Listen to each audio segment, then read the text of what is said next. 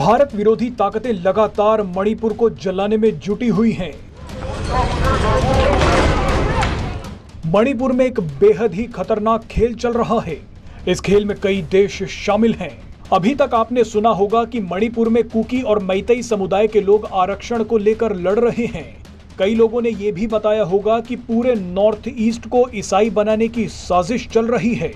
ये दोनों ही कारण काफी हद तक सही हैं, लेकिन मणिपुर हिंसा की असली वजह कुछ और है। आज हम आपको इस वीडियो में बेहद ही आसान भाषा में बताएंगे कि मणिपुर क्यों जल रहा है। बताया जा रहा है कि मणिपुर में हो रहे खून खराबे के पीछे ड्रग्स का एक कुख्यात गोल्डन ट्रायंगल है। मणिपुर अफीम का स्वर्ग कहलाता है।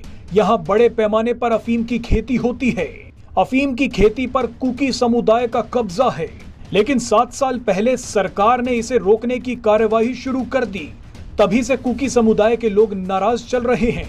ड्रग्स की तस्करी पर असर पड़ने की वजह से कुकी समुदाय का रुतबा घट रहा है। इसी बीच मणिपुर हाईकोर्ट ने मैतेई समुदाय के पक्ष में एक आदेश भी जारी कर दिया। मैतेई समुदाय को अनुसूचित जनजाति का दर्जा देने की बात कही गई। इसका मतलब ये हुआ कि मैतेई समुदाय के लोग उन इलाकों में भी अब जमीन ले सकते हैं जहां कुकी समुदाय के लोग अफीम का धंधा चला रहे थे। बस इसी के बाद से तनाव खूनी हो गया। अब आपको ड्रग्स के गोल्डन ट्रायंगल के बारे में बताते हैं।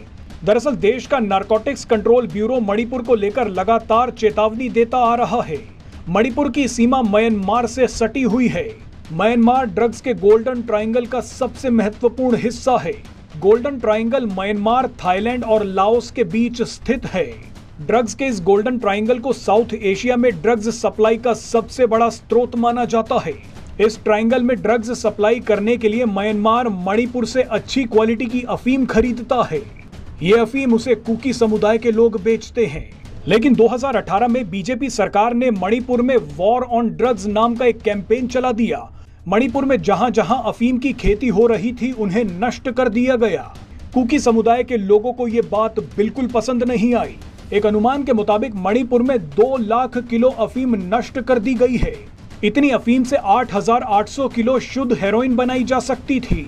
अगर हेरोइन बन जाती और उसे मार्केट में बेचा जाता तो उसकी कीमत 35,000 करोड़ रुपए होती।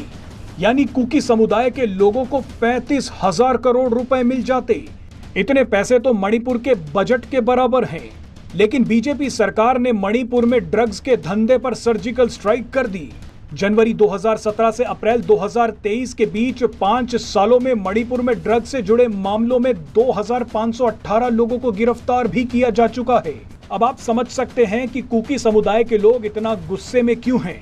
अब आप अंदाजा लगा सकते हैं कि कुकी समुदाय के लोगों को हथियार कौन दे रहा है।